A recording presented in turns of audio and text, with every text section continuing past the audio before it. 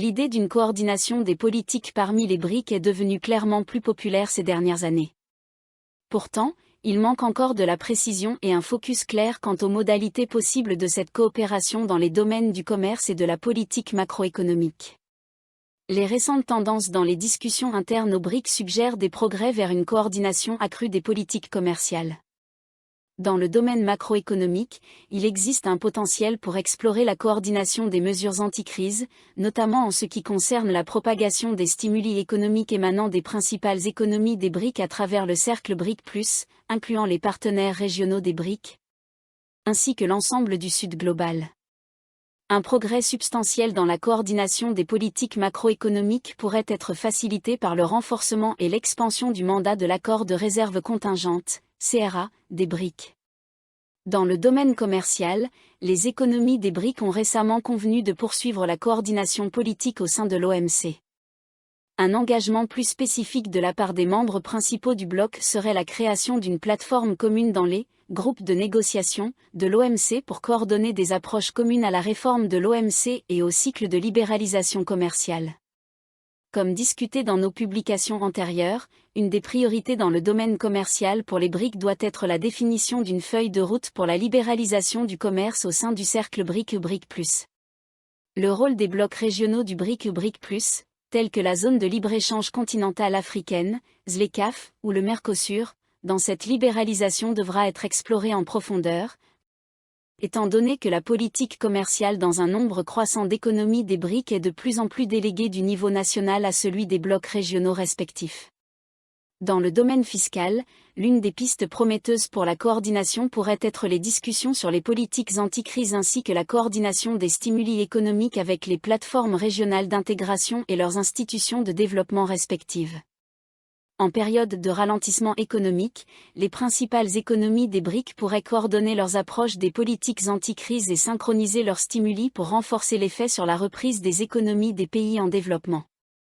L'implication des institutions régionales de développement dans ce processus, aux côtés du CRA des BRIC et de la Nouvelle Banque de Développement, NBD, pourrait rationaliser la coordination des politiques économiques à travers les principales régions du Sud global et accroître les ressources disponibles pour lancer de tels stimuli anti-crise. Dans le domaine de la politique monétaire, les discussions actuelles semblent tourner autour des approches communes à la dédollarisation et à l'utilisation de nouveaux systèmes de paiement. Il sera nécessaire de mettre davantage l'accent sur le développement des monnaies numériques des banques centrales, CBDC, au sein des BRIC et sur leur interopérabilité. Les discussions sur une unité de compte commune ou une monnaie unique pour les BRIC devront être accompagnées de travaux sur les critères de stabilité ou convergence relatifs aux indicateurs macroéconomiques tels que l'inflation ou la volatilité des taux de change nationaux respectifs.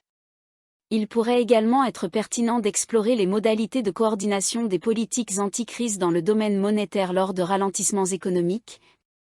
y compris en ce qui concerne des facteurs comme la libéralisation des comptes de capital et les meilleures pratiques internationales en matière de politiques anti-crise pour les marchés émergents. Enfin, des discussions récentes ont évoqué l'avancement de la littératie financière au sein du cercle des BRIC, un domaine où les banques centrales des BRIC pourraient coopérer avec des bénéfices substantiels pour une inclusion financière accrue.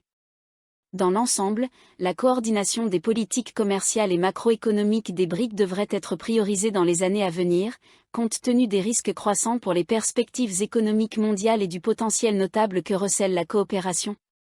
Libéralisation des politiques économiques Sud-Sud. Nous continuons à voir les arrangements d'intégration régionale du Sud global et leurs institutions de développement respectives, banques de développement régionales et arrangements de financement régionaux, comme des canaux clés pour un cadre de coordination des politiques économiques plus efficace et inclusif à travers le monde en développement. Dans ce cadre, un CRA des BRIC renforcé avec un mandat élargi fournirait un soutien institutionnel important aux efforts de coordination des politiques macroéconomiques du Sud global. Une coordination plus poussée des politiques des BRIC dans les domaines commercial et macroéconomiques devrait favoriser une augmentation des échanges et des investissements Sud-Sud,